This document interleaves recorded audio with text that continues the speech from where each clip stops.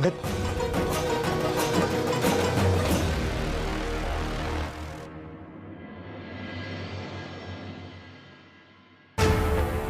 भक्तांना या लाडवांप्रमाणे वळावं लागतं आम्हाला। तेव्हा लाडू जितके पौष्टिक भक्त तितके सक्षम। शारदे तू किती सक्षम झाली पाहायचे आम्हाला। तुझ्या समोर तेरी आव्हान आहे। नरेशला व्यसनातून मुक्त करायचंय, हृदयाच्या आजाराने त्रस्त असलेल्या विद्यार्थ्याला बरं करायचंय आणि सावनीला तिचा बाबा मिळवून द्यायचा आणि अंगद आणि रमा नावाचं संकट दूर करायचं। काल रात्री तर तो बेचैन वाटत होता। काही संकट तर आलं नसेल ना त्याच्यावर? का काही गडबड केली असेल? मोठ्याने बोलू नको, जरा शांत राहा। हे अंगद तू तू इथे काय करतोय? मला मला मला आता इथून बाहेर काढ वेळा होईल मी बाहेर काढ। काय रे, मर्दासारखा मर्द आहेस ना तू? आणि घरच्यांच्या जाळ्यात अडकतोस? शरम नाही वाटत तुला? अरे आम्ही तुझ्या काळजीपोटीच आलोय आणि आमचाच माणूस ना तू, पण काय करावं, तुझ्या घरचे तुला असे कैदेत ठेवतात हे बघून फार वाईट वाटलं रे। हो वाटतंय ना वाईट? हो। मला इथून बाहेर काढ। जा ना, दाराची कडी उघड ना, जा जा जा। मला मला मला लाडू दे। अरे त्याच्यासाठीच तर आलोय। हे बघ लाडू दे। हे बघ तुझ्या आवडीचे लाडू।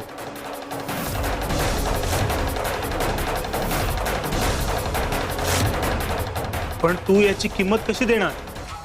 उधारी पण वाढत चालली आहे तुझी। तुला इथून सोडवलं तर सगळी उधारी चुकवशील ना? व्याजा सकट।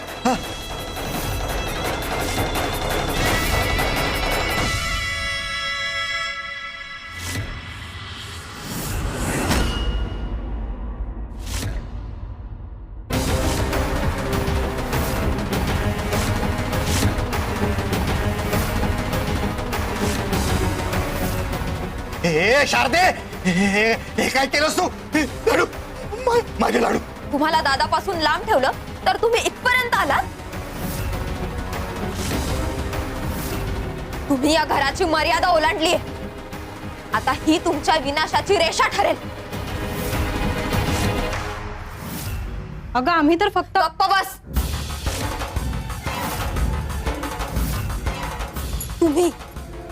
तुम्ही माझ्या दादाच्या विनाशाचं मूळ आहात। त्याच्या डोळ्यातल्या माणुसकीचं पाणी कोरडं केलंय तुम्ही। दादा, अरे तुला अजूनही व्यसनांच्याच आहारी जायचंय? अरे अजून किती समजावून सांगू तुला? हा कारणीभूत आहे या सगळ्याला। अरे तुझ्या लक्षात कसं येत नाहीये दादा? तुला फसवलं याने। तुम्ही अजूनही इथेच आहात? चालते व्हा इथून। हे शारदा, काय तू काय शिकवायला जातेस त्यांना? मला इथून बाहेर पडू दे, मग बघतो तुम्हा सगळ्यांना मी। मी असं ऐकणार नाही।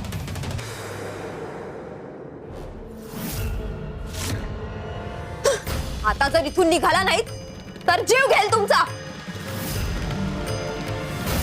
चालते हो इथून।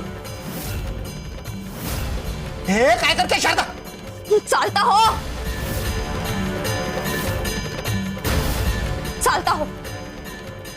हो म्हणते ना। आणि पुन्हा जर दादाला भेटण्याचा प्रयत्न केलास तर माझ्याहून वाईट कोणीच नसेल। चालते व्हा म्हणते ना।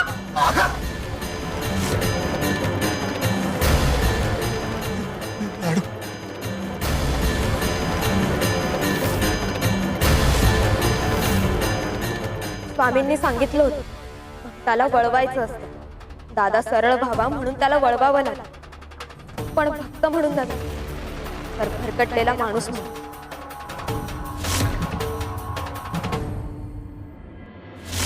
वाह शारदे, सक्षम झालीस। तुला लढायला बळ आम्ही देऊच। शिवारी शंकर नमामि शंकर शिव शंकर शंभो। हे गिरिजापती भवानी शंकर शिव शंकर शंभो।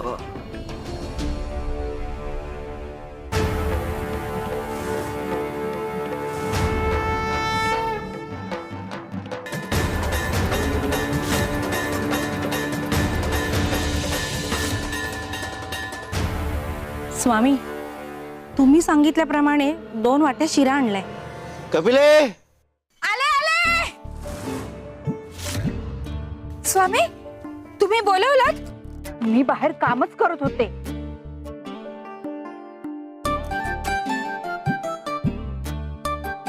यातली एक शिऱ्याची वाटी घे. स्वामी, ही वाटी घेते. यात जरा जास्त सुकामेवा आहे.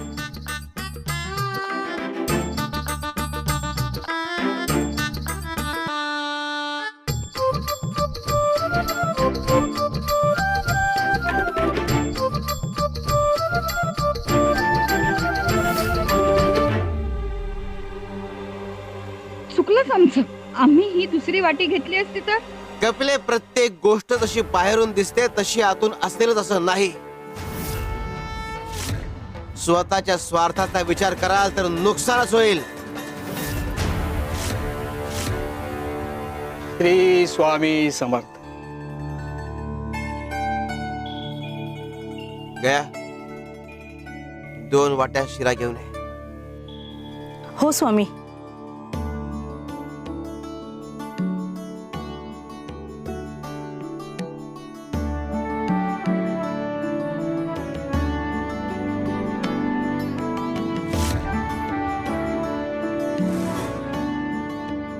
स्वामी, दे ना.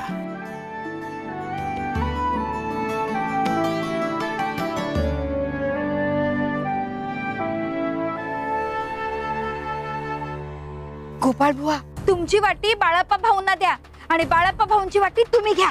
फायदा होईल तुमचा. बाळा, बघ बरं जरा नीट.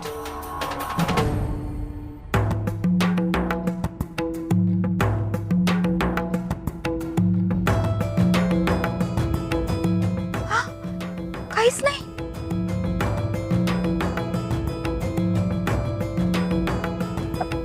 स्वामी, माझा अंदाज पुन्हा चुकला. कपिले, आयुष्य असं असतं. प्रत्येक टप्प्यावर एक नवी खेळ खेळली जाते. जुन्या अनुभवात अडकून पडाल तर नशिबी अपयशच येईल. बसा आता, खा शिरा.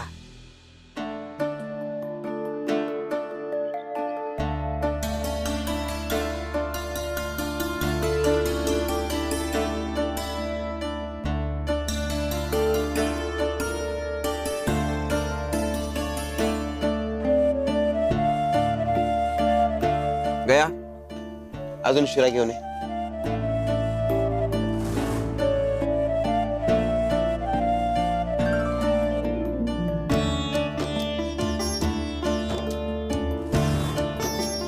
यातली 1 वाटी तू घे. स्वामी, तुम्ही सांगा. ती वाटी घेते मी. बर, ठीक आहे. हा शिरा तू खा. बस तिथे. हो स्वामी.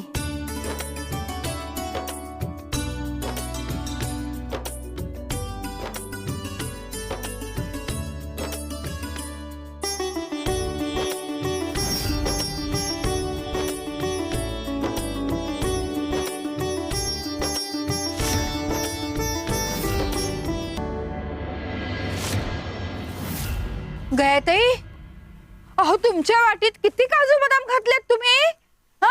आणि आम्हाला इथे काहीच नाही. तुम्ही दुसऱ्यांचा विचार केला की आम्ही तुमचा विचार करतो.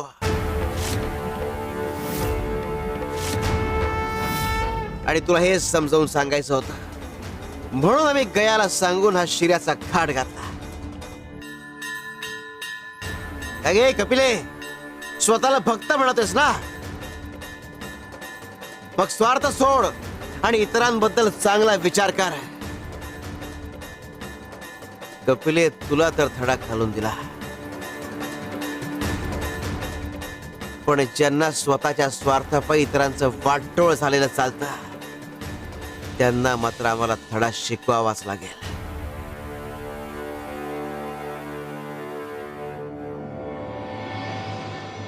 उघडा, अरे उघडा ना दार. असे नाही ऐकणार तू. उघडा दरवाजा, उघडा दरवाजा, उघडा दरवाजा, उघडा, उघडा दरवाजा. हे बघा मला बाहेर येऊ द्या, मला असं कोंडून ठेवू नका, नाहीतर नाहीतर नाहीतर नाहीतर मी संपवीन स्वतःला. अहो काय बोलताय तुम्ही? सासूबाई आपण उघडूया ना दार. ते स्वतःला खरंच काहीतरी करून घेतील हो. मला माहितीये, थांबवा ना त्यांना. सासूबाई असं काही करू नको रे बाळा, स्वतःला नुकसान करून घेऊ नको. अरे उघडा उघडा. बाबा नका ना ओरडू, मला भीती वाटते. मामाजी मामाजी तुम्ही तुम्ही तुम्ही दार उघडा. मी मी मी त्यांच्याशी बोलते. वहिनी वहिनी अगं शांत हो. स्वामींवर विश्वास आहे ना, ते काही होऊ देणार नाहीत दादाला. अगं शारदा, माझाही विश्वास आहे का स्वामींवर, पण ते स्वतःवरचं नियंत्रण गमावत आहेत ग. उघडूया ना दार. नाही नाही असं नाही ऐकणार तुम्ही. उघडा दरवाजा. नाही नरेश, नरेश असं काही करू नको, माझी शपथ आहे तुला. सासूबाई आहो ते स्वतःच काही बरं वाईट करून घेतील हो. आई आवाज ऐकतेस का? बाबा त्रास करून घेताय. नरेश शांत हो बाळा. अरे आपल्या आईचं पण नाही का ऐकणार तू? हे बघ, स्वतःला काही नुकसान करून घेऊ नकोस. आई आई काही नाही, मी आता शांत होणार नाहीये. मला बाहेर जाऊ द्या, मला असं बंद करून ठेवू नका. जाऊ द्या मला. ए नरेश बाळा, ऐक ना आमचं. हे बा, हे जे काही करतोय ना ते सगळं तुझ्या भल्यासाठी करतोय रे बाबा. खूप खूप केलं माझं भलं आणि वाईट. पास झालं. दादा दादा अरे काय करतोय? स्वामी तुम्हीच वाचवा याला. स्वामींनी सांगितलं होतं दादा शांत झाल्यावर त्याला हे लाडू द्या, पण आता या अशा अवस्थेत मी कसे देऊ? स्वामी तुम्हीच काहीतरी मार्ग दाखवा. तुम्ही असे नाही ऐकणार. संपवतो स्वतःला. मी आलेच, मी उघडते दार. हा पहिली थांब. दार उघडू नकोस. तू आत गेलीस तर दार उघडू नको म्हणजे काय? हा? त्यांच्या मरणाची वाट पाहत बसू काय ते मी? नाही, मी त्यांना असं मरू देणार नाही.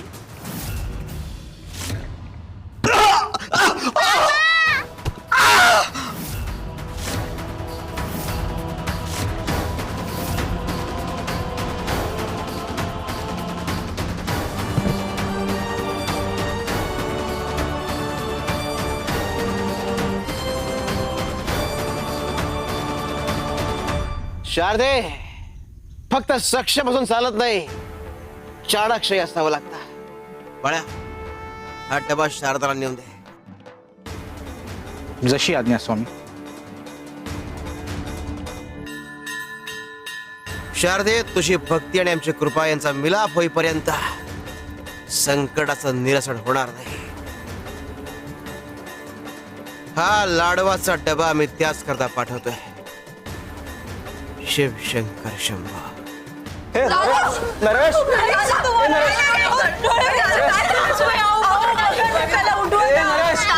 बाबाच्या डोक्याला मार लागलाय बघ ना.